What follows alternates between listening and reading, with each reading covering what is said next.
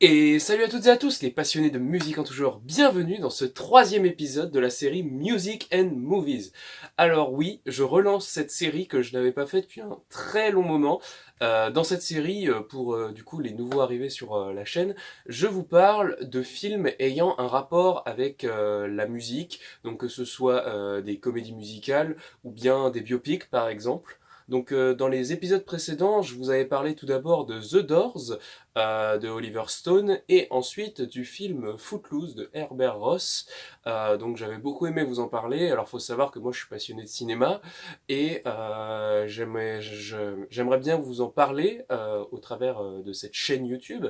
Et donc du coup j'ai décidé de relancer cette série de vidéos. Et donc pour aujourd'hui, on va parler d'un film qui est beaucoup moins connu que les deux précédents que j'ai traités dans cette émission. C'est le film Partir un jour de Amélie Bonin avec Bastien Bouillon, Juliette Armanet, Laurella Cavrota et François Rollin. Donc c'est un court-métrage réalisé en 2023 qui a été présenté au Festival de Cannes. Donc on va parler de ce film, on va parler tout d'abord de l'équipe technique et de l'histoire, et ensuite nous parlerons de mon avis sur le court-métrage. Voilà, donc je vous propose d'y aller. C'est parti!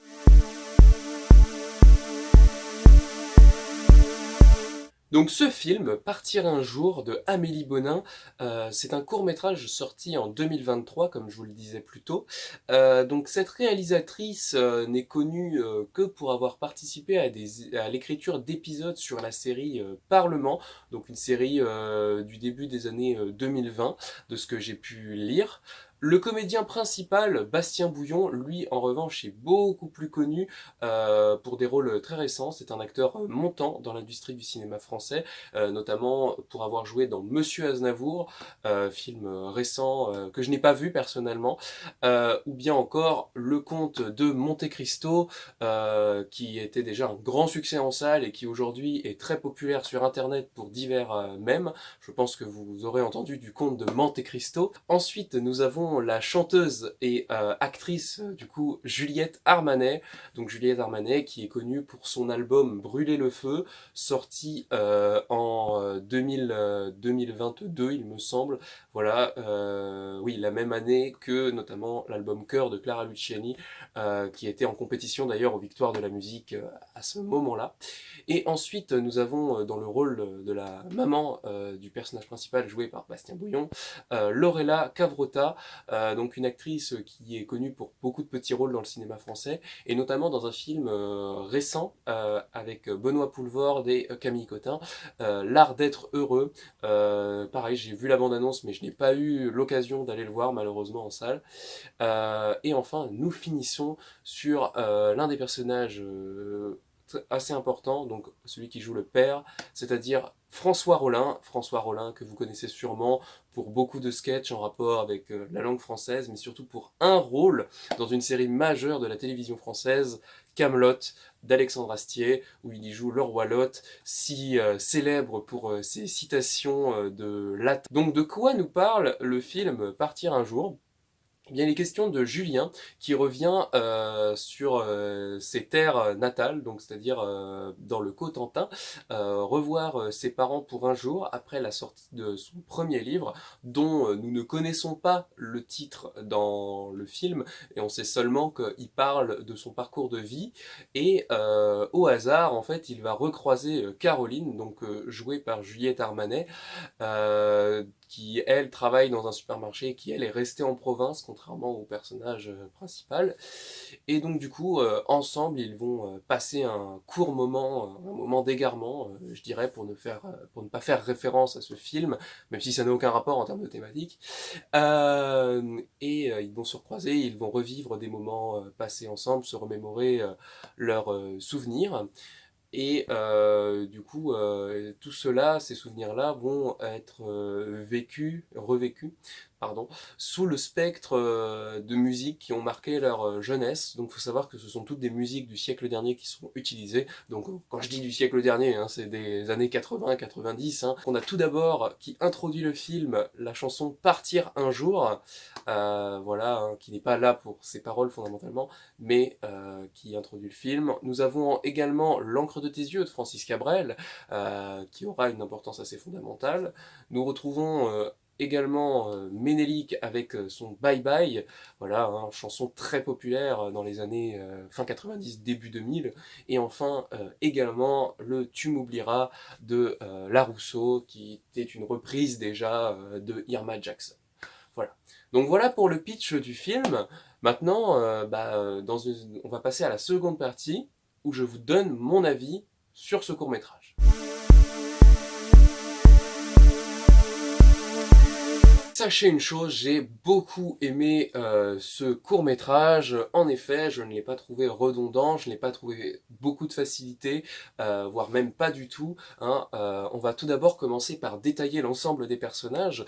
Donc, le personnage de Julien, tout d'abord, qui est un jeune homme ayant fait des études et ayant quitté sa terre natale. Déjà, c'est un personnage intéressant pour le point de vue de l'évolution sociale, c'est-à-dire avoir réussi à se sortir de sa classe sociale. Ça déjà c'était un personnage vraiment intéressant sur ce point de vue-là. On retrouve ensuite Caroline, donc Caroline qui elle est un petit peu l'opposé en termes d'évolution hein, globalement, même si c'est un personnage qui est intelligent, on le voit hein, dans le film et qui a quand même du répondant. On voit quand même le fossé se créer entre les deux, qui elle est restée dans sa campagne, a du coup travaillé dans un supermarché et comme elle nous dit dans le court métrage, c'est pas forcément une question de choix, c'est plutôt par obligation. Elle dit que ça lui a plu, mais de travailler là-dedans, mais au final, bon, c'était un petit peu peut-être parce qu'elle était obligée, qu'elle était un peu cloisonnée dans la campagne. Donc son personnage est très doux, doux amer, je dirais en fait. On sent qu'elle voulait plus, on sent qu'elle aurait aimé vivre plus, mais que malheureusement, le fait que lui soit parti, ça a posé problème. On retrouve également les personnages des parents qui sont assez intéressants, notamment le personnage de François Rollin, qui, même s'il apparaît assez peu, euh, bah, est assez profond, notamment avec ses carnets de citations où il cite le livre de son fils. On voit qu'il lit chaque passage avec grand soin. Et la maman qui, elle, est plus là comme mère poule, hein, donc notamment en lui faisant ses tupperwares. C'est une petite attention qui paraît de rien, mais ça dit beaucoup sur l'amour qu'elle porte à son fils. Le père a plus de mal suite à une incompréhension dans certaines phrases qu'a pu dire Julien dans son livre, mais on sent quand même qu'il est très attaché à son fils, de par le fait qu'il apprenne ses romans littéralement par cœur.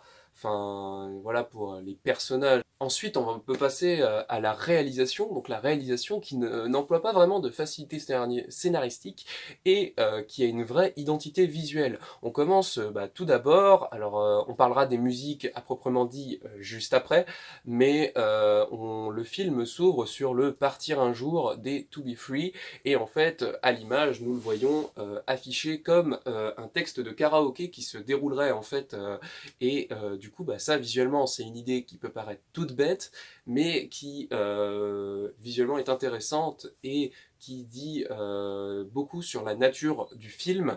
Donc ça, c'est la première idée qui apparaît dès le tout départ, mais on sait déjà à quoi on a affaire, c'est-à-dire un film musical.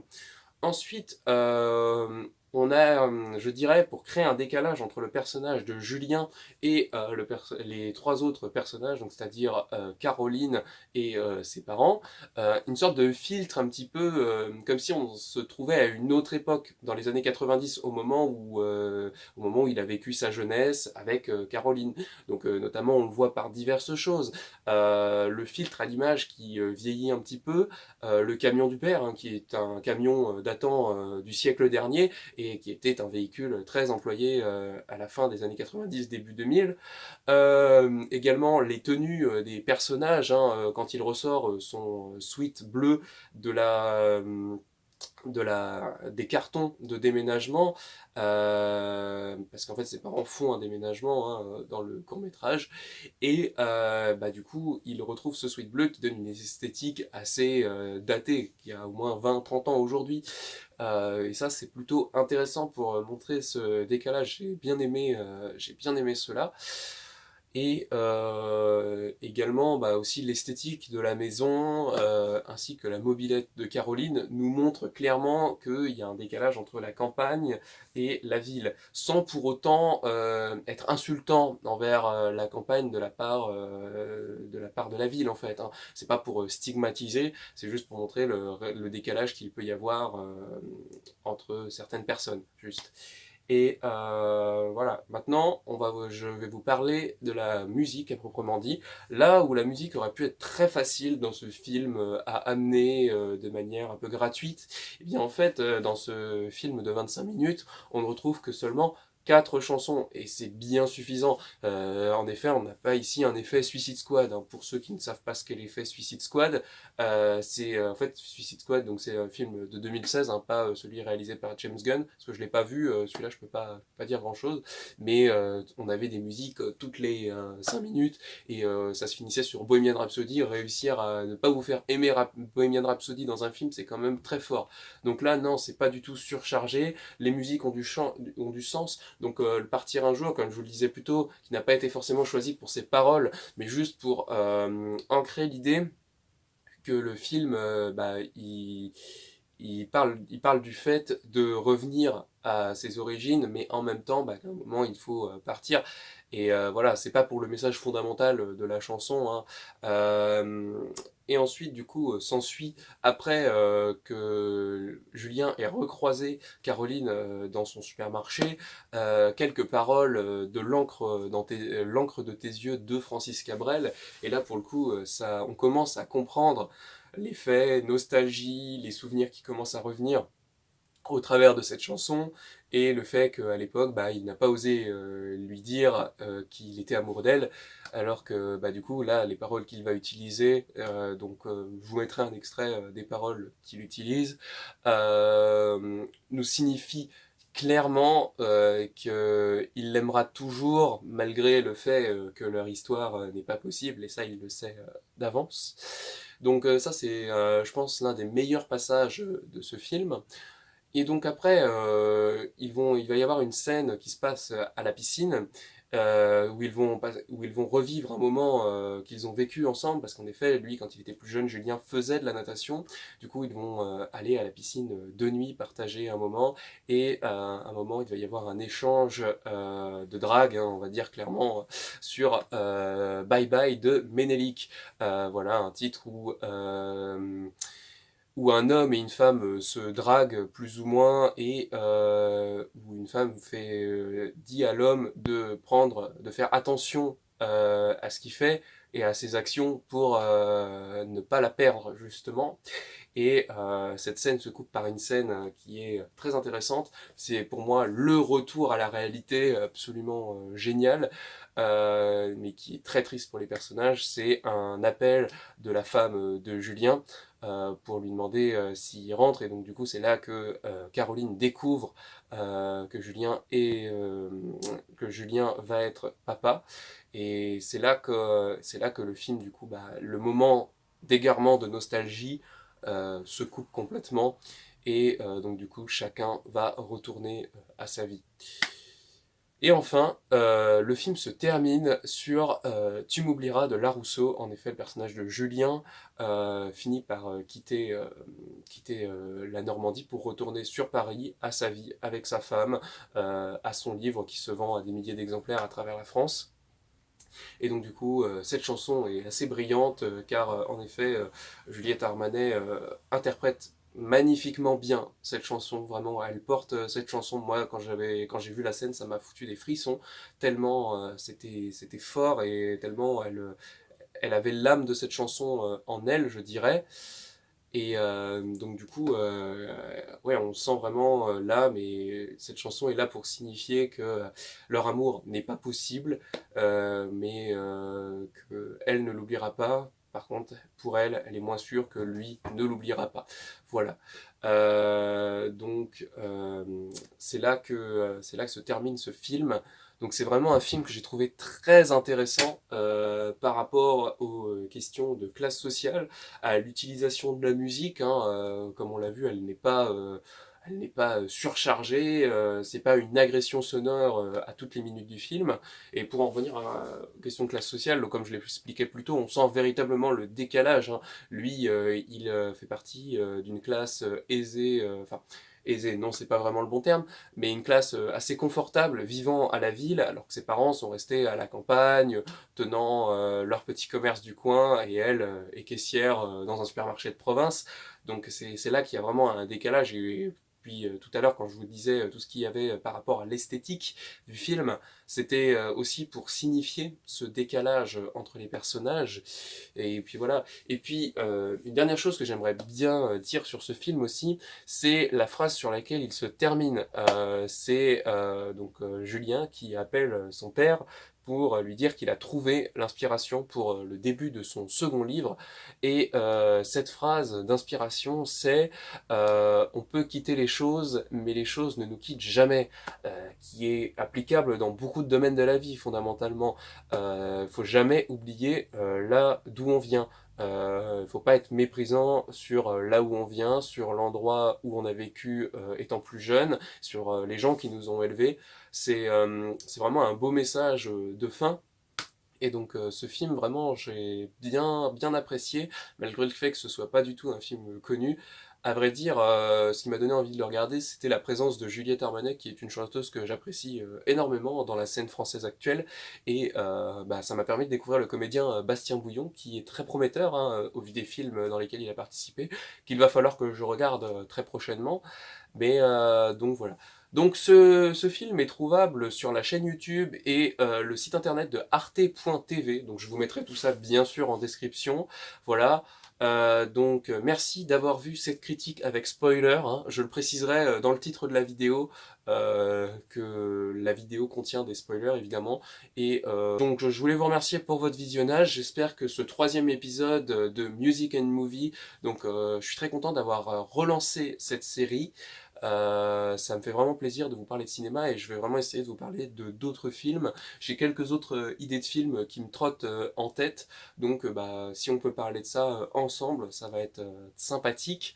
Donc voilà, n'hésitez pas à commenter pour me donner votre avis sur le film et votre avis sur la vidéo.